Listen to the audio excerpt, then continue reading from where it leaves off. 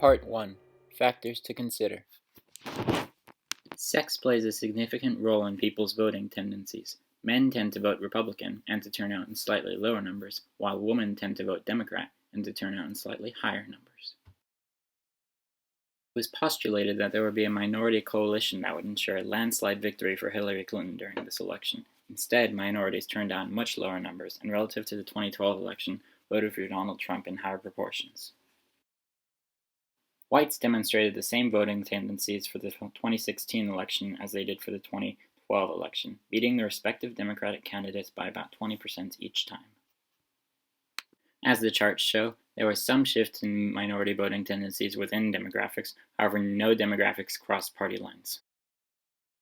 Unlike in 2012, the Democratic Party did not garner the vote of the less educated demographics. Instead, those with some college education or high school education swung Republican, most likely because of Trump's pandering to the working class and the perception of Clinton as being an elitist. Working-class Americans voted overwhelmingly for Trump in this election, not surprising considering Trump's rhetoric concerning economic nationalism and anti-globalization. Class is closely intertwined with income. Since the New Deal coalition was formed, the rich have tended to vote Republican, while the middle classes and below have tended to vote Democrat. The 2016 election saw some shifts, but the overall trend remained.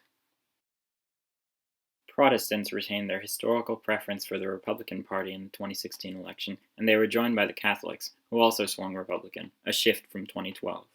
All other religions remained faithful to party lines.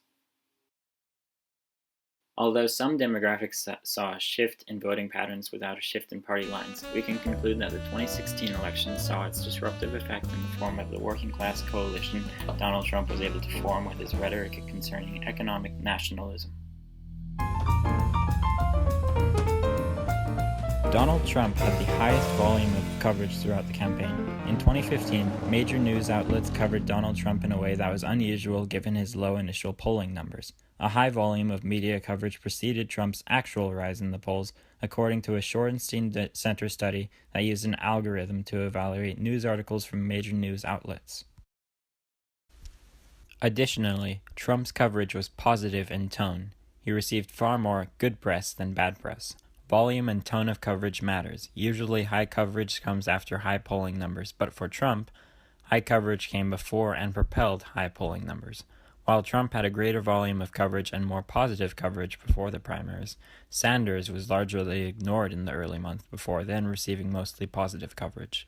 Clinton overall received a high amount of coverage, though heavily negative in tone according to the Shorenstein Center's study.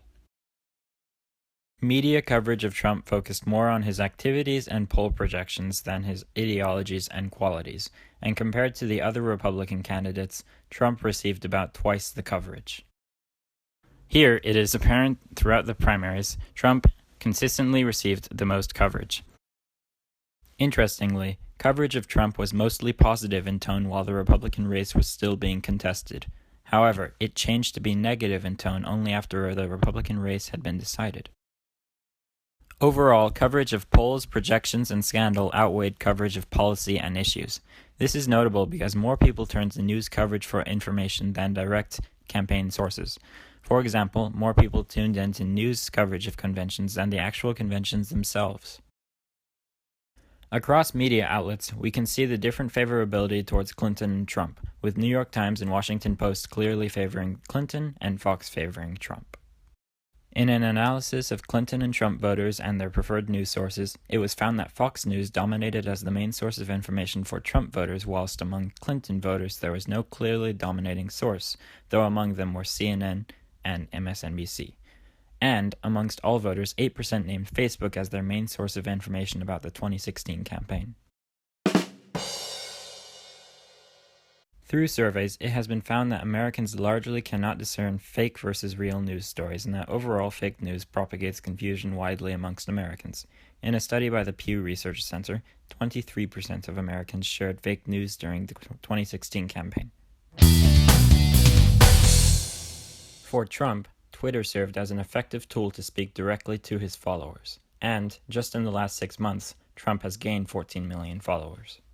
In comparison, Clinton lagged behind Trump's volume of Twitter followers, and all other candidates had dramatically fewer followers.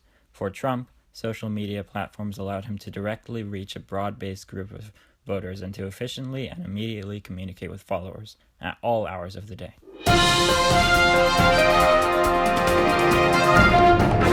The campaign ads for this election were rather surprising in their difference from past elections and significant influence on the electorate. The main difference between past elections and this one is that in 2016, Hillary aired 80% of the television ads. Usually, candidates air an equal amount of advertisements. However, Donald Trump decided to use other means of reaching the public. This choice made this election very important in showing us the true effects of television ads on the popular vote. We were able to see in this election that Hillary's ads earned her votes by analyzing the change in popularity in areas where her ads aired more than Trump's, which was found to be a noticeable increase. This proved that television campaign ads do have a consequential impact on the popular vote. Campaign ads in this election did not follow the traditional political advertisement trend.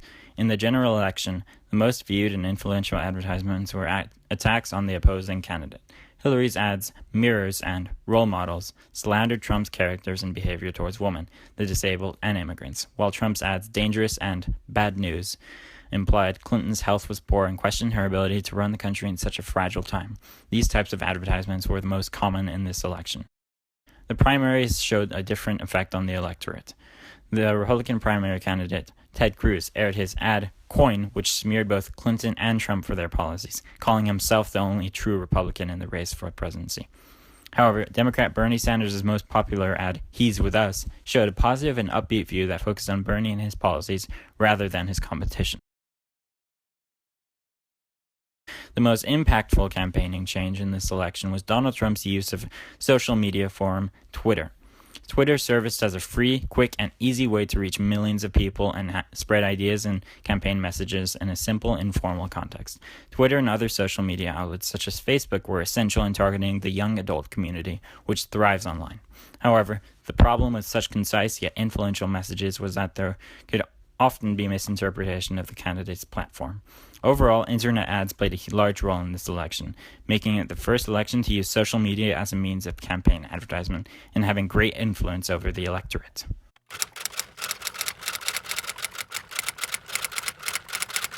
During the 2016 campaign, minor parties, often forgotten, were the seat of controversy.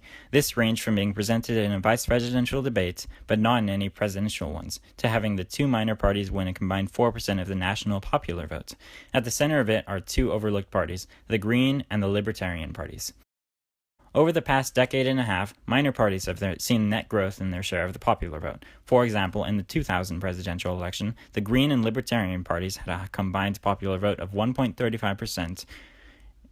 In 2016, this grew to be just over 4% of the total popular vote.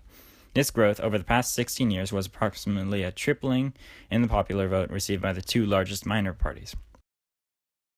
This was even more amazing considering how little media attention that minor parties received, especially compared to the media coverage taken by Trump and Clinton.